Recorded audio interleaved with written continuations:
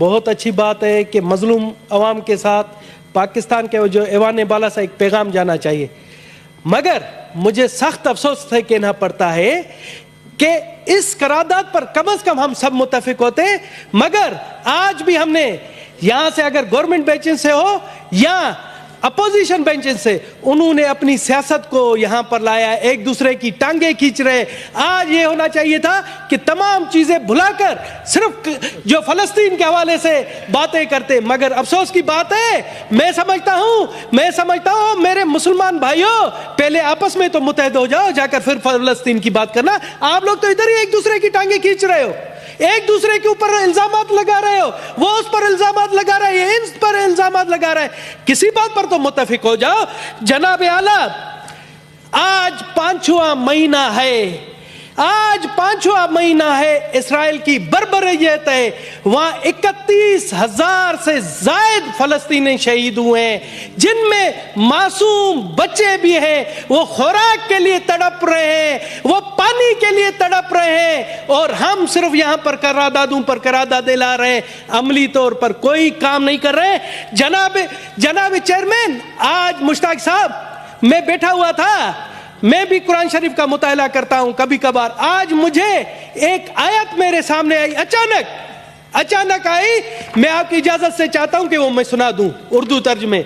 جناب اعلیٰ، سورہ نمبر 4 آیت نمبر 75، وہاں کہتا ہے، اور اے مسلمانوں، تمہارے پاس کیا جواز ہے کہ اللہ کے راستے میں اور ان بے بس مردوں، عورتوں اور بچوں کی خاطر نہ لڑو، جو یہ دعا کر رہے ہیں کہ اے ہمارے پروردگار، ہمیں اس بستی سے نکال لائیے جس کے باشندے ظلم توڑ رہے ہیں، اور ہمارے لیے اپنی طرف سے کوئی حامی پیدا کر دیجئے، اور ہمارے لیے اپنی طرف سے کوئی مددگار کھڑا کر دیجئے۔ سر، غیر مسلم ہو کر مجھے جب یہ آیت آتی ہے، مجھے شرم آ رہی ہے کہ ہم یہاں پر صرف قراردادیں ایئر کنڈیشن ماحول میں، گرم ماحول میں بیٹھ کر رہے ہیں، کچھ عملی طور پر کوئی کام نہیں کر رہے۔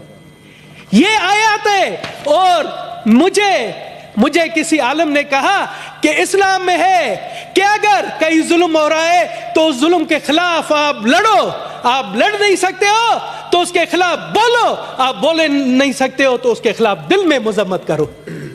تو کیا ہے، کہاں پر ہے وہ چیزیں؟ مجھے بتائیں، وہاں پر کہاں پر یہ چیزیں؟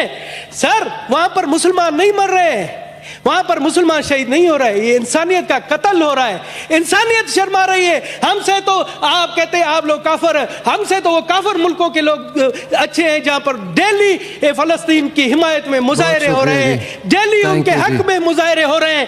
جناب اعلیٰ، میں آپ کو، سر ہمیں مجھے دے، میں پاکستان کی 1 کروڑ اقلیتی عوام کی طرف سے اپنے فلسطینی بھائیوں کے ساتھ ہوں، اور ہمیں فخر ہے، مجھے فخر ہے، میرے خاندان کو فخر ہے کہ ہم نے ظلم کے خلاف اہل بیت کی بھی مدد کی تھی۔ اہل بیت ہمارے ہاں پاکستان میں مہمان تھے اور ان پر ظلم ہوا، ان کے ساتھ ہم مل کر لڑے، تو ہم اپنے فلسطینی بھائیوں کے لیے بھی ہیں اور اسی روایت کو برقرار رکھیں گے۔